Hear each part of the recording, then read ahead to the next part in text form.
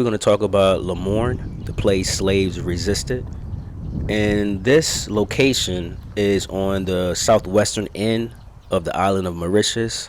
And on your trip to Mauritius, this is a place I will recommend you come and visit because this does symbolize the history of Mauritius. And you might be wondering, well, why is Morne Mountain an important symbol for Mauritius?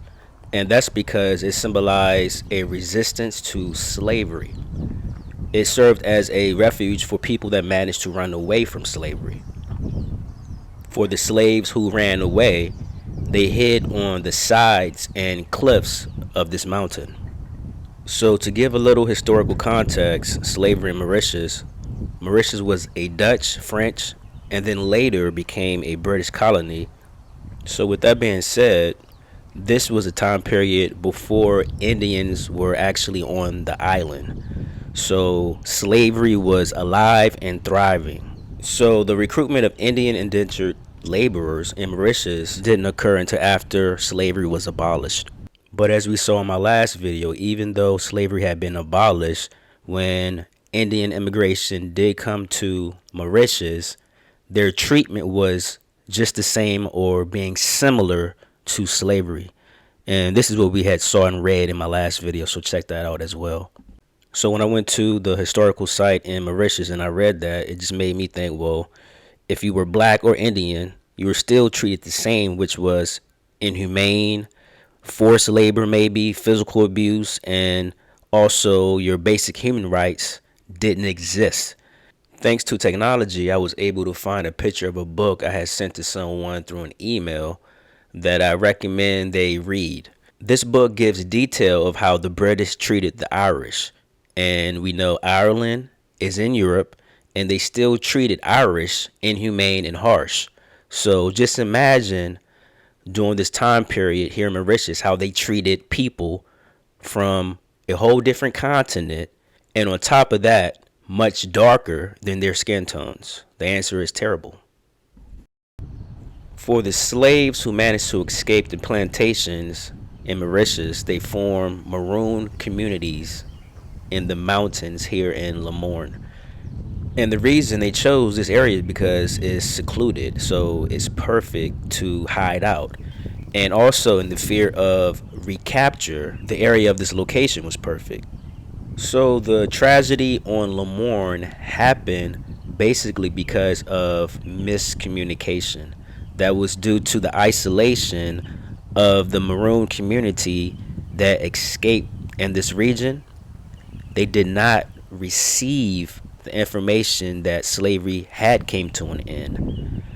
And the tragedy was that when the British came to actually announce and tell these people living in an isolated area in Morne, when the Maroons saw that the British were coming, their belief in freedom was through death. And how that occurred was of them jumping off the cliff of these mountains. Fearing recapture, some Maroons, rather than facing potential re-enslavement, chose to jump off the cliff to their death, which was a symbolism of freedom. The act of jumping off Morne was seen as a symbolic gesture of choosing freedom, even in death. It reflected the desperate measures people took to avoid returning to a life of oppression. So this area is in recognition of what had happened back in those times, in that time period.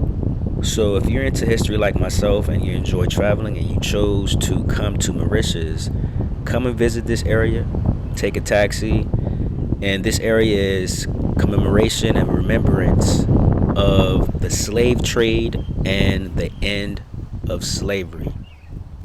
And if you're new to traveling and you're starting to get into travel and history, in which I didn't start until after school, after college. So I didn't start getting into history of the places I traveled to until around 2008, my first visit to Brazil.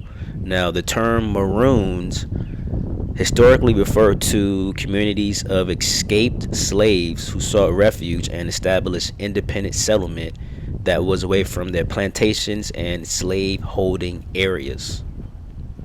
In the United States, there were instances of enslaved individuals escaping from plantations and seeking freedom in various ways similar to this. And the most notable example of this resistance is the Underground Railroad. Also in the US, we have what you call were the Geechee people, and these people were in the Carolinas. This was before there was such thing as a North and South Carolina. It was just called the Carolinas before it got divided. And these people that were called the Geechee people were descendants of West and Central Africa. But it's highly possible that they were all not from West and Central Africa, because throughout history, as from what I have read, before Europe became together and they divided Africa how it is divided up until now, you had the Portuguese and the Spaniards.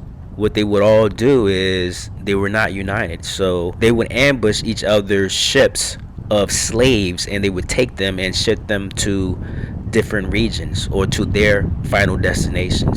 So if a Portuguese ship attacked a British ship with slaves, instead of taking the slaves to the US, they would take the slaves to Brazil, and vice versa. The British would do the same thing. If they saw that it was a ship that was not theirs, they would ambush the ship and take the ship to the US. So you had a lot of African slaves in the US. They could not really communicate with each other because they came from different areas, different regions in Africa. You can come to this area two ways. One way is a taxi, like I mentioned, and the second way is to reserve a tour online. There are many tours to choose from online. And history provides context for the present. It shapes the culture in which you're visiting or had visited, and it influences the dynamics you see within the society. And you will get a better perspective in that cultural's understanding of what shaped them. You might see some comparisons within the countries you have visited or visiting. So we have finally made it to the end of this video. And if you have not watched my previous videos here in Mauritius, I really highly suggest you go ahead and check those out. But until then,